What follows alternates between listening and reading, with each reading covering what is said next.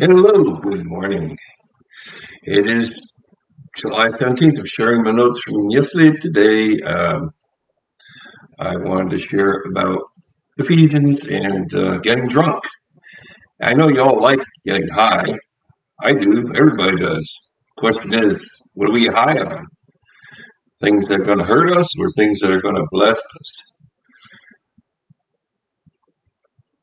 Ephesians 5:18. Paul wrote, "And be not drunk with wine, wherein is excess,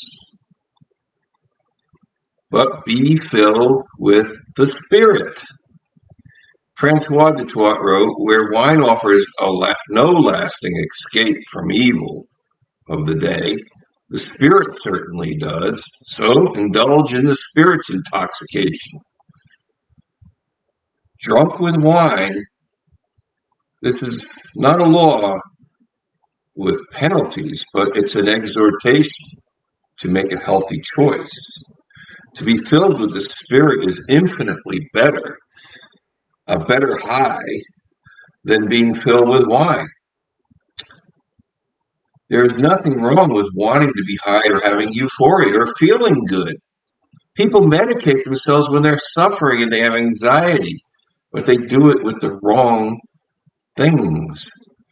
Everybody you see on Hollywood, whenever the things go bad, they go take that shot of whiskey. They're drinking to put out that fire. But God has given us fire that is stronger. God made the way with his Spirit, not the devil. And people are made to want to feel good. However, the devil has made us search for that good feeling in all the wrong places. He has perverted our desires into lusts. And we look for those pleasures in drugs, sex, rock and roll, and there's no real satisfaction. And that intoxication lasts for a while, and then we pay for it, but we're never satisfied. But we can be satisfied when we're filled with God's Spirit. To be filled with the Spirit is a satisfaction that brings joy and peace. Drugs may promote a release from your anxiety and a peace for a little while, but they all come with a price tag, and you end up paying with your life. I'm sure many of you are familiar with the Psalm 23 about how our loving shepherd, Jesus Christ, is interceding and shepherding for his beloved children. And I walk through the valley of the shadow of death, and I shall fear no evil, for thou art with me, my shepherd. We know many people say that psalm, and they always say it when they're about to die. But we're walking through the valley of death every day, and we need him to help us get through, don't we? And even though we may walk through the valley of death daily in this crooked world that we're going through, he is always there with us, the Good Shepherd. And he will always nourish us as the Good Shepherd. And he will always take care of us and guide us as the Good Shepherd, even in the face of our enemies, even in the face of all of our problems, when you lose your job, or when your spouse gets angry at you, or when everything falls and you find out you've got 10 cavities, or whatever. In the face of all our enemies, if we would allow him, he will satisfy us by making his table and feast in the face of those problems available to us by satisfying us with his Spirit. And let's learn how to allow him to satisfy us instead of running to a pill, a chill pill, or whatever, or any lesser thing like going bar hopping, for instance, to put out that bummer of a life that you have to do from 7 to 4, 5 days a week. It's not just a release for the weekends. It's a release every moment. In the face of your problems, he is there, giving you a feast and intoxicating you. Oh, you think that's silly? That's what the Psalm says.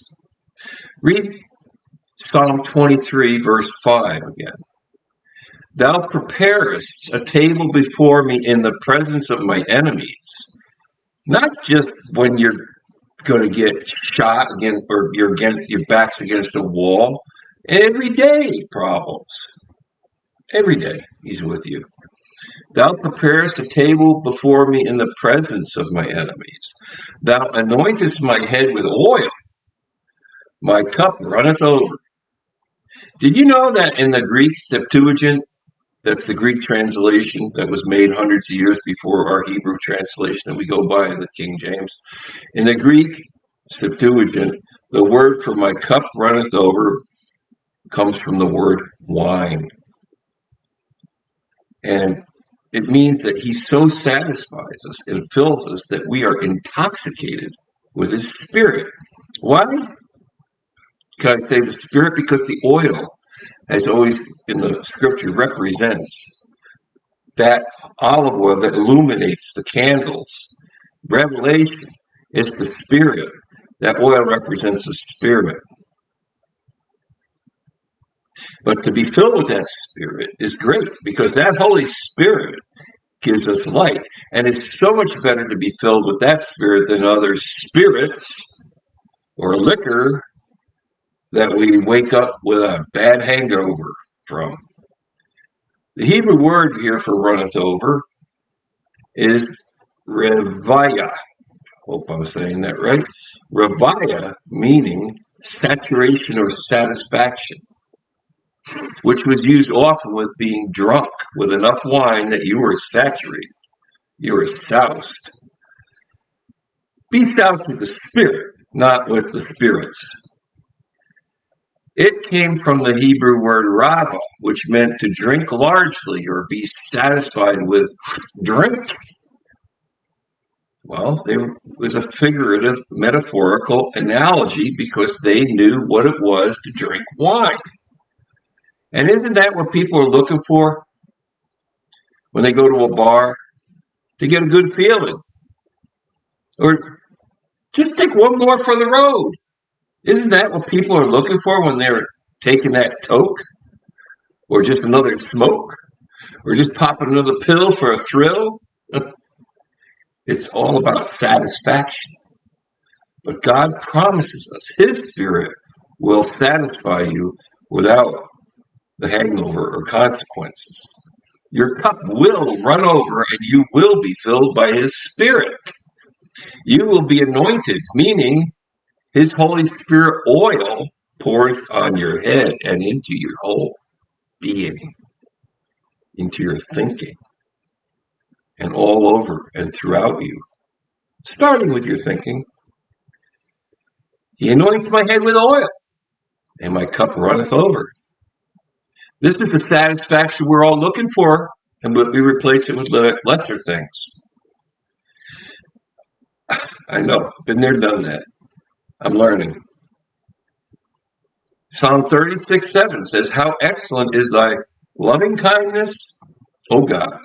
Therefore, the children of men put their trust under the shadow of thy wings.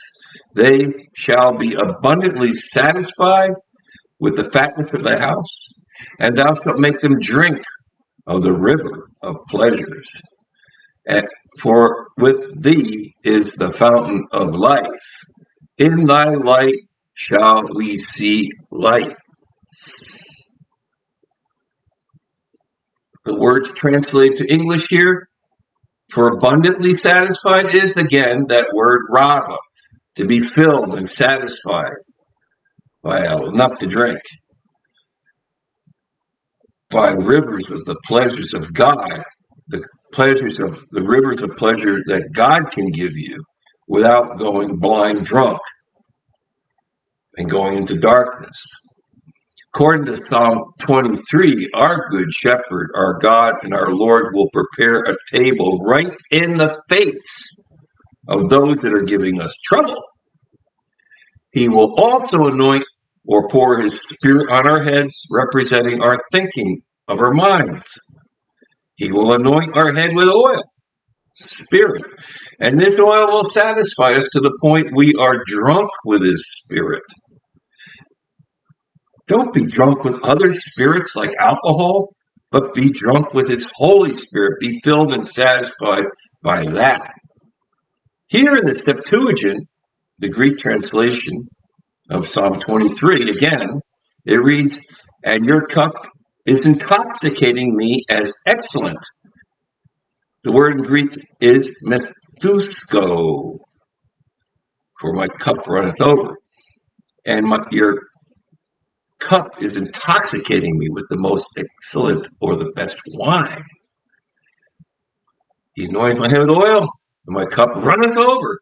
And in the Greek, it's methusko, meaning he's getting me drunk. It's intoxicating me. So we are better to be filled and drunk with the Spirit of God than other spirits, which we're warned of in Proverbs. Proverbs 4:17, for they eat the bread of wickedness and drink the wine of violence. Violence in the bottle is not our game. We do not want to be violent and hurt ourselves or others, do we? How can we know the will of God? How can we be filled by his Spirit?